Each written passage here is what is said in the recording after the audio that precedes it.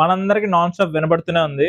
News లో, headlines లో, social మీడియాలో, మీమ్స్ లో ఎక్కడ చూస్తే అక్కడ ఒకటే పేరు, ఐబొమ్మ రవి. అసలు ఈ టాపిక్ మన ఛానల్ ఎలా రిలేటబుల్ ఒక్కసారి ఆలోచిద్దాం. బేసిక్ గా కేసు ఏంటో మనకు అనవసరం. మనం ఎప్పటి నుంచో వింటున్నాం ఐబొమ్మలో మూవీస్ చూడొచ్చు, చాలా కంటెంట్ ఉందని. అది గుడ్డో బ్యాడో మనకు తెలియదు. ఈ రవి అనే పర్సన్ అయితే దాని వెనకాల ఉన్నాడని తెలుసు, దొరికేశాడు. ఆయన చేసింది మంచో చెడో పక్కన పెడదాం, కానీ దీని నుంచి మనం ఏం నేర్చుకోవచ్చో మాట్లాడుకుందాం. This is not at all about defending, blaming or judging. మనం జస్ట్ ఒక రియల్ వరల్డ్ కేస్ ని అండర్స్టాండ్ చేసుకుందాం, ఎందుకంటే ఇది ఇంటర్నెట్ ని ఫుల్ షేక్ చేసింది కాబట్టి. So in this video let's talk about who is iBomma Ravi, ఏం చేశాడు, ఎందుకు చేశాడు, ఎలా చేశాడు, ఇంకా ఇది సొసైటీకి ఏమన్నా యూస్ఫుల్ అవుద్దా లేదా అనేది. So let's go deep, but simple గా, ఫ్రెండ్లీగా, మన యూత్ స్టైల్లో మాట్లాడుకుందాం. Guys, before we jump in, మన ఛానల్ చాలా చిన్నది. We're on road to 1000 subscribers. మీ సపోర్ట్ ఉంటే చాలా ఈజీగా చేయొచ్చు. ప్లీజ్ సబ్స్క్రైబ్ చేయండి.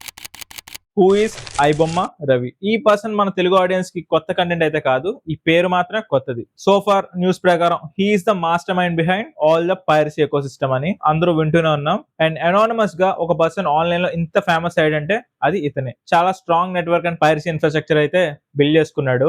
బట్ ఎంత క్రియేట్ చేసుకున్నా గుడ్డో బ్యాడో మనకు తెలియదు. But it's completely illegal short cut for entertainment. నిజానికి మనందరికి కూడా మూవీస్ అంటే చాలా ఇష్టం, ఫ్రీగా చూడడం ఇంకా ఇష్టం. దానికి షార్ట్ కట్ వెతికాడు, బట్ అది చేసే పని ఇల్లీగల్ అని డెఫినెట్ గా కన్సిడర్ చేసుకోవాలి కదా. అసలు what exactly did he do? Simple గా చెప్పాలంటే టాలీవుడ్, కాలీవుడ్, బాలీవుడ్, మాలీవుడ్ అన్ని ఇండస్ట్రీలకి లాస్ లోకి తీసుకెళ్లిపోయాడని టాక్ అయితే నడుస్తుంది. ఇదంతా ఎందుకు జరిగిందంటే పైరసీ నెట్వర్క్ వల్లే. అన్ని ఇండస్ట్రీస్ ని లాస్ లోకి తీసుకెళ్లిన ఒక మేజర్ పైరసీ నెట్వర్క్ ఇతందే అని మీడియా చెప్తుంది. సినిమా థియేటర్ లో సినిమా రిలీజ్ అవడం లేటు, మినిట్స్ లో హెచ్డి ప్రింట్ ఆన్లైన్ లో కనిపించేస్తుంది. అడ్వర్టైజింగ్, ట్రాఫిక్, ఇంకా రీడైరెక్ట్స్ తో డబ్బులు సంపాదించేస్తున్నాడు. అండ్ ఐబొమ్మ సింగిల్ సైట్ మాత్రమే కాదు, పెద్ద నెట్వర్క్ ఉంది, బ్యాకప్స్ ఉన్నాయి, మిర్రర్స్ ఉన్నాయి, ఇంకా ఫన్నెల్ సిస్టమ్ కూడా. టెక్నికల్ టర్మ్స్ కొంచెం ఎక్కువ అయ్యాయి. ఇదంతా మిమ్మల్ని కన్ఫ్యూజ్ చేయడానికి అయితే కాదు, అతను ప్రొటెక్ట్ చేసుకోవడానికి వాడిన టెక్నాలజీ. ఇతని బిల్డ్ చేసిన సిస్టమ్ ఎలాంటిదంటే it's legally illegal, technically smart, and morals అంటే క్వశ్చన్ చేసుకోవాల్సిన విషయమే. అండ్ ఇవన్నీ ఎందుకు చేశాడంటారు?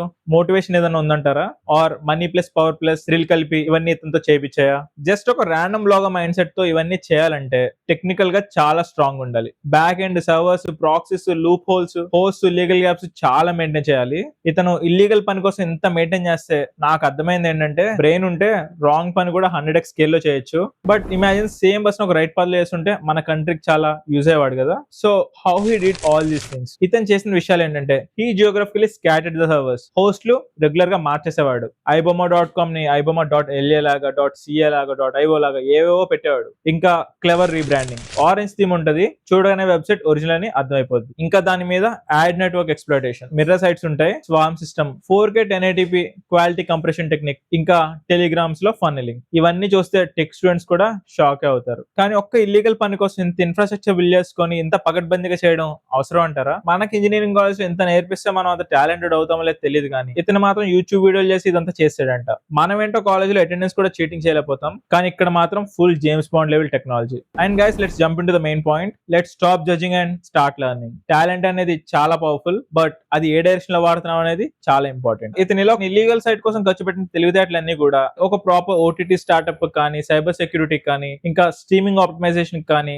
ఖర్చు పెట్టుంటే అతను ఒక సెలబ్రిటీ బీస్ట్ అయిపోయాడు కదా. So guys, always remember your skill is always a double edged sword. మీరు ఏ పాత్ ఎంచుకుంటారనేదే చాలా important. And second take away is free is always attractive, but free కూడా ఒక ప్రైస్ ఉంటుంది. బయట నుంచి చూసే వాళ్ళకి పైరసీ లుక్స్ హార్మ్లెస్, దానికోసం కష్టపడే వాళ్ళేమో ఎంతో కొంతమంది నష్టపోతారు. నిజమో అబద్ధమో తెలియదు, కానీ స్మాల్ ప్రొడ్యూసర్స్ నష్టపోయారు అన్నారు. కొత్త టాలెంట్ కి ఛాన్సులు తగ్గిపోతే ఇంకా ఇండస్ట్రీ స్లో అయిపోద్ది. ఇదంతా ఇండస్ట్రీని సపోర్ట్ చేసి చెప్పట్లేదు, మీడియాని బేస్ చేసుకుని చెప్తున్నా. అండ్ గైస్, ఇంకో విషయం గుర్తుపెట్టుకోండి, పైరసీని తయారు చేయడమే కాదు, చూడడం కూడా ఇల్లీగలే. And the third takeaways, internet anonymity is a myth. Youth కి ఇది చాలా హైలైట్ పాయింట్. ఆన్లైన్ లో ఏం చేసినా డే 1, డే 2, డే 10 ఏదో ఒక రోజు ఖచ్చితంగా మీ ట్రేసెస్ అయితే ఉండిపోతే దొరికిపోతారు. And short cuts will never stay. Short cuts అన్ని త్వరలో చాలా స్వీట్ గానే అనిపిస్తాయి, బట్ కాన్సిక్వెన్సెస్ మాత్రం చాలా కష్టంగానే ఉంటాయి. బట్ క్రియేటివిటీని అయితే డెఫినెట్ గా రెస్పెక్ట్ చేయండి. ఒక మూవీకి చాలా మంది 1 year 2 years కష్టపడుతున్నారు, మనం అలాంటిది ఒక క్లిక్ లో చూసేస్తున్నాం. When we support original content, original creators will definitely grow,